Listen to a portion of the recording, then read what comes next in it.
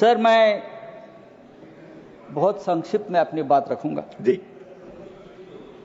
पहलगाम में 26 लोगों की हत्या हो गई। कैसे? अब तक सरकार नहीं बता पा रही। पूरा कश्मीर गृह मंत्रालय के अधीन है। 370 हटाने के बाद कश्मीर को केंद्र शासित प्रदेश बना दिया। वहां की पुलिस गृह मंत्रालय का आदेश का पालन करती है। पूरे कश्मीर में आर्म फोर्स एक्ट लगा दिया है। वहां के गवर्नर भी आपके हैं, बहुत मजबूत आदमी है।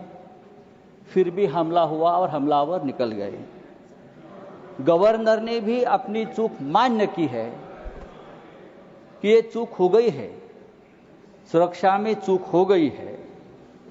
अगर सुरक्षा में चूक हो गई है, 26 लोग मारे गए हैं, सिंदूर उजाड़ दिया है 26 हमारे माता भगिनों का, तो उसकी जिम्मेदारी कौन लेगा और इस्तीफा कौन देगा? जिम्मेदारी लेकर पंडित नेहरू देंगे? नहीं, पंडित नेहरू देंगे या प्रेसिडेंट ट्रंप देंगे या जेडी वांस देंगे? कौन देंगे? इस्तीफा देश के गृह मंत्री ने देना चाहिए, ये उनकी जिम्मेदारी है। सर, इस देश में 24 घंटे में उपराष्ट्रपति का इस्तीफा लिया जाता है क्योंकि आपके बात मानते नहीं। लेकिन 26 लोगों की हत्या होने के बावजूद किसी का इस्तीफा नहीं, किसी से माफी नहीं। ये इस देश की स्थिति है। हमारे आदरणीय प्रधानमंत्री अपने आप को ईश्वर के अवतार मानते हैं, उनके भक्त उनको ईश्वर के अवतार मानते हैं। वो भी कहते हैं, उनका कहना है कि मैं समय से पहले समय को भांप लेता हूं, ये ईश्वर की कृपा है। तो क्या ये आतंकवादी पहलगाम में घुसकर 26 लोगों को मारने आने वाले हैं? ये आपने क्यों भाप नहीं लिया? ये हमारे सामने और देश के सामने सबसे बड़ा सवाल है। मैं कांग्रेस के हमारे जो नेता है उनसे कहना चाहता हूं, मेरे बाजू में बैठे हैं, यहां कल से मैं जो बड़े बड़े भाषण सुन रहा हूं, चाहे राजनाथ सिंह जी हो, चाहे हमारे विदेश मंत्री हो, चाहे नड्डा जी हो, सबको पंडित नेहरू की बहुत याद आती है। पंडित नेहरू हो, सरदार पटेल हो, भूतकाल में बहुत घूमते हैं आप लोग। पंडित नेहरू उन्हें सोने भी नहीं देते और जीने भी नहीं देते। सरदार पटेल की भी याद आती है। मेरा ये कहना है कि नेहरू तो महान थे, लेकिन सरदार पटेल को प्रधानमंत्री न बनाकर हमने एक ऐतिहासिक भूल की है। बात ऐसी है कि नेहरू साहब बहुत ही डेमोक्रेटिक आदमी थे, सरदार पटेल लोह पुरुष थे। अगर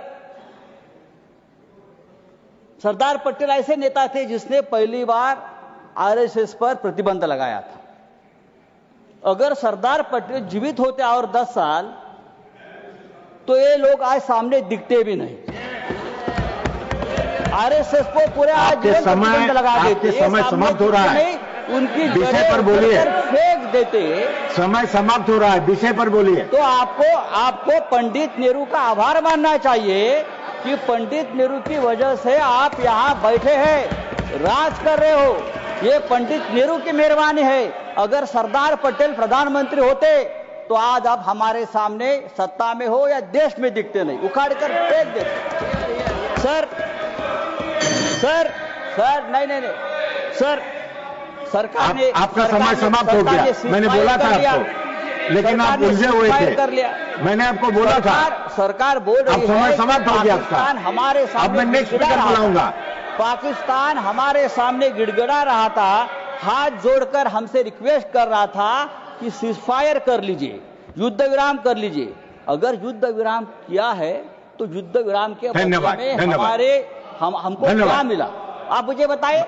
बात तो पीओके पर होनी थी, क्या समाप्त कीजिए। धन्यवाद। कम से कम जो कुलभूषण जाधव 15 साल से उस जेल में तड़प रहा है भारत का, उसको तो छुड़ाना चाहिए था। एक बात करनी चाहिए थी। हमारा कुलभूषण जाधव स्पीकर बुला रहा हूं, संजय राउत जेल में आप सीनियर मेंबर हैं, 15 साल से तड़प रहा है, उसकी तो मांग होती। हमारे पास से मछुआरे Nothing will go on record except